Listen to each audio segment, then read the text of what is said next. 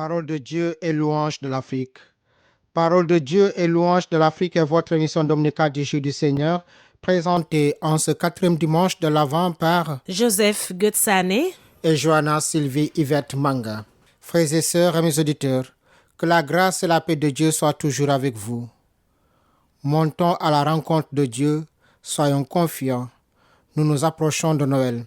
En ce quatrième dimanche de l'Avent, la liturgie nous propose deux récits de l'Annonciation. Nous avons tout d'abord celui de la première lecture. Nous sommes au IVe siècle avant Jésus-Christ. La situation du peuple d'Israël est vraiment dramatique. Il est menacé de partout par les armées étrangères. Face à ce danger, le jeune roi d'Israël n'a pas fait le bon choix. Il a abandonné le vrai Dieu pour se tourner vers les dieux païens et s'attirer leur faveur. Mais ces dieux païens ne sont rien. C'est également vrai pour nous aujourd'hui. Quand ça ne va pas, nous nous tournons vers d'autres petits dieux. Nous oublions que le Dieu créateur peut nous aider. Il peut tout faire pour nous en sortir. Nous pensons à ces dieux qui occupent une grande place dans notre vie et notre monde. Ils s'appellent argent, richesse, recherche de profit, de la belle situation. Aujourd'hui, le prophète Isaïe invite le roi Akaz et chacun de nous à se tourner vers le seul vrai Dieu. C'est sur lui qu'il nous faut compter. En ce temps de l'Avent, nous sommes invités à retrouver le vrai sens de Noël. Il ne s'agit pas de courir après toujours plus de consommation, mais d'accueillir celui qui vient nous sauver.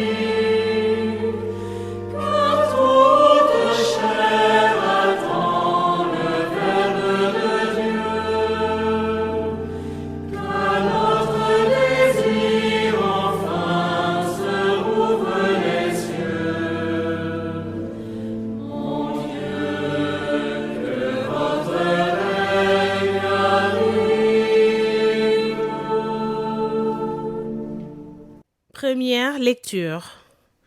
Lecture du livre du prophète Isaïe, chapitre 7, versets 10 à 16. En ces jours-là, le Seigneur parla ainsi au roi Akaz. Demande pour toi un signe de la part du Seigneur ton Dieu, au fond du séjour des morts ou sur les sommets là-haut. Akaz répondit, non, je n'en demanderai pas. Je ne mettrai pas le Seigneur à l'épreuve. Isaïe dit alors, écoutez, maison de David. Il ne vous suffit pas donc de fatiguer les hommes. Il faut encore que vous fatiguiez mon Dieu. C'est pourquoi le Seigneur lui-même vous donnera un signe. Voici que la Vierge est enceinte. Elle enfantera un fils qu'elle appellera Emmanuel, c'est-à-dire Dieu avec nous. De crème et de miel il se nourrira jusqu'à ce qu'il sache rejeter le mal et choisir le bien. Avant que cet enfant sache rejeter le mal et choisir le bien, la terre dont les deux rois te font trembler sera laissée à l'abandon. Parole du Seigneur.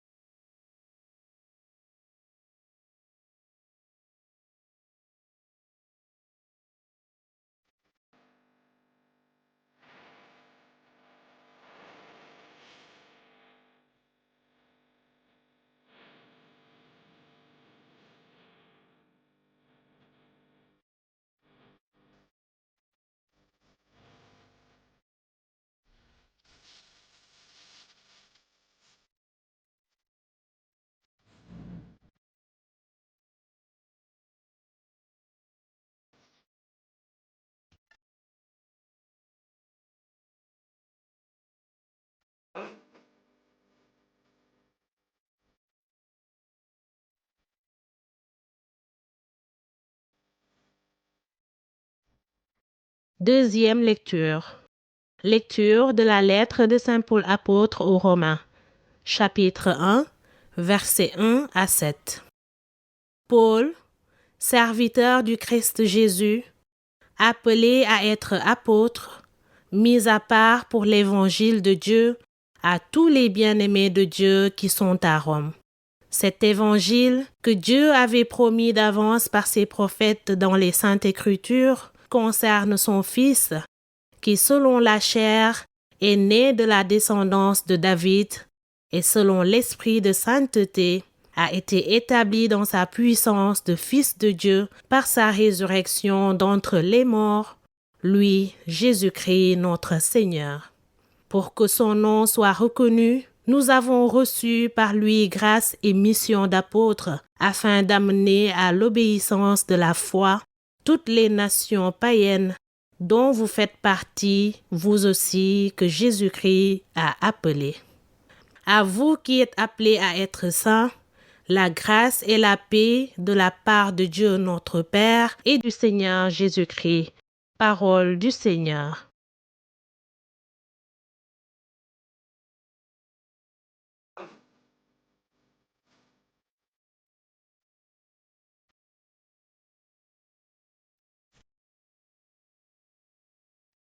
Voici que la Vierge concevra, elle enfantera un fils, on l'appellera Emmanuel, Dieu avec nous.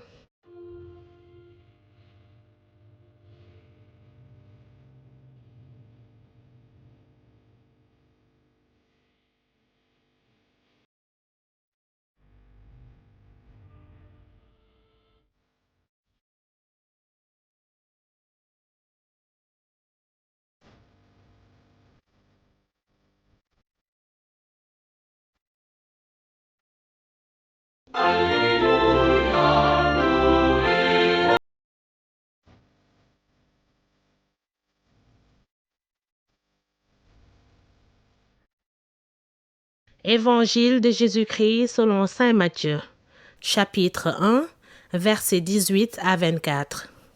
Voici comment fut engendré Jésus-Christ.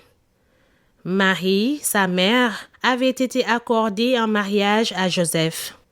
Avant qu'ils aient habité ensemble, elle fut enceinte par l'action de l'Esprit Saint. Joseph, son époux, qui était un homme juste et ne voulait pas le dénoncer publiquement, décida de la renvoyer en secret. Comme il avait formé ce projet, voici que l'ange du Seigneur lui apparut en songe et lui dit : « Joseph, fils de David, ne crains pas de prendre chez toi Marie, ton épouse, puisque l'enfant qui est engendré en elle vient de l'Esprit Saint.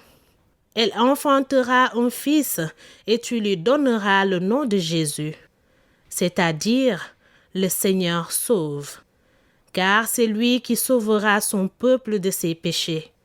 Tout cela est arrivé pour que soit accomplie la parole du Seigneur prononcée par le prophète. Voici que la Vierge concevra et elle enfantera un fils. On lui donnera le nom d'Emmanuel, qui se traduit Dieu avec nous. Quand Joseph se réveilla, il fit ce que l'ange du Seigneur lui avait prescrit. Il prit chez lui son épouse. Acclamons la parole de Dieu. De la venue du Sauveur, nous la retrouvons dans l'évangile de ce dimanche. C'est le message de l'ange à Joseph. Il est invité à prendre chez lui Marie, son épouse. L'enfant qui est engendré en elle vient de l'Esprit Saint. Ces paroles nous disent la mission que Dieu confie à Joseph. Il est appelé à être le gardien de Marie et de Jésus, et le pape nous dit que cette garde concerne aussi toute l'Église. Saint Joseph est désormais le protecteur de toute l'Église. Cette garde, Joseph l'exerce avec discrétion et humilité, dans le silence. Les évangiles ne nous rapportent aucune parole de lui, mais ils témoignent de sa présence constante et de sa fidélité totale, même quand il ne comprend pas. Il accompagne chaque moment avec prévenance et avec amour. Il est auprès de Marie dans les moments sereins et dans les moments difficiles. Oui, la liturgie de ce dimanche nous dit que Joseph est donc le gardien de Marie de Jésus et de toute l'Église. Tout cela n'est devenu possible que grâce à sa constante attention à Dieu. Il est ouvert à ses signes et disponible à ses projets.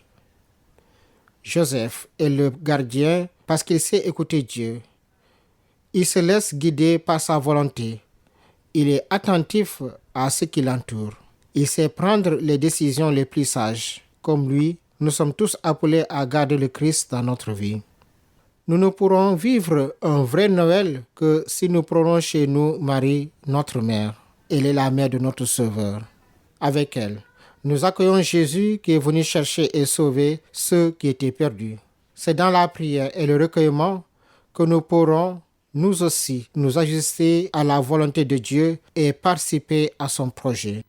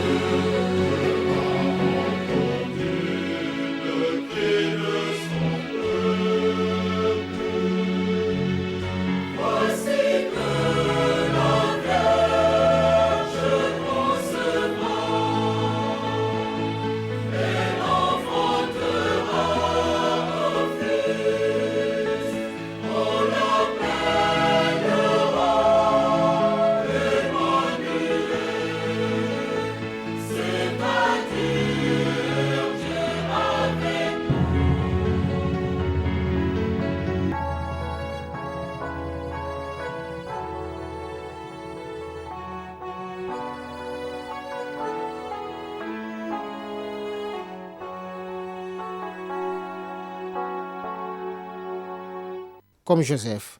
Nous apprenons à nous faire les serviteurs d'un projet qui nous dépasse. Comme lui, le Seigneur nous conduit sur les chemins que nous n'avions pas prévus. Mais les paroles qu'il nous adresse sont celles de la vie éternelle. Dans la seconde lecture, Saint Paul nous annonce précisément l'accomplissement de ce salut en Jésus. Il nous décrit toute la richesse du mystère déployé depuis sa naissance jusqu'à sa mort et sa résurrection.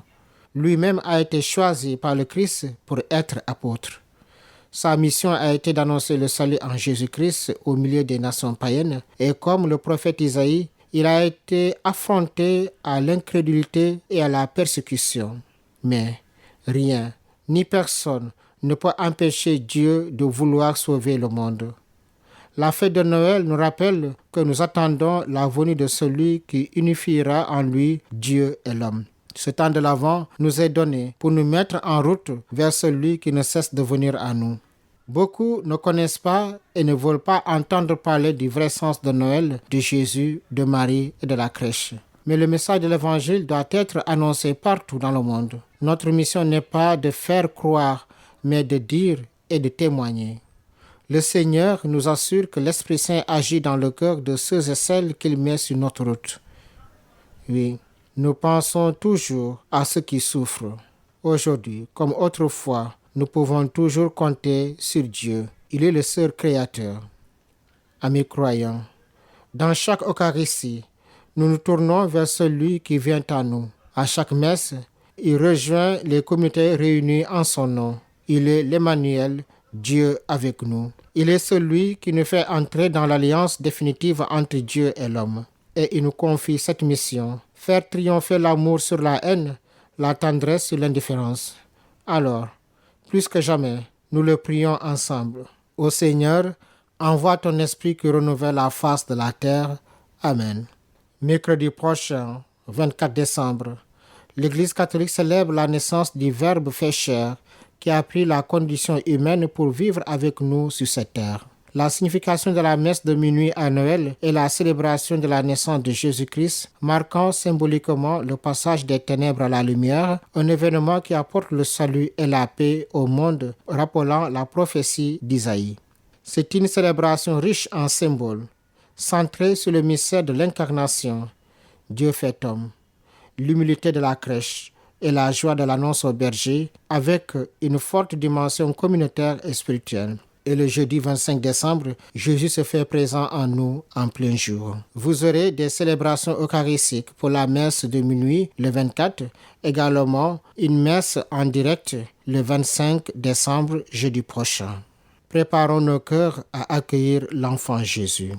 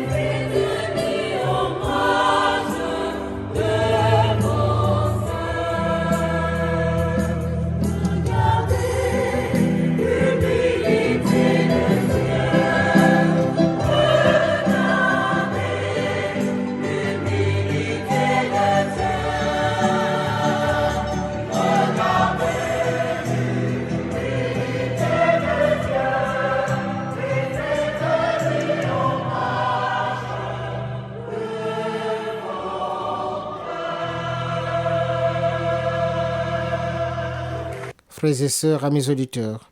Vous suivez votre émission Dominica Parole de Dieu et louange de l'Afrique en ce 4e dimanche de l'Avent, où nous nous approchons de Noël, puisque c'est dans cette semaine.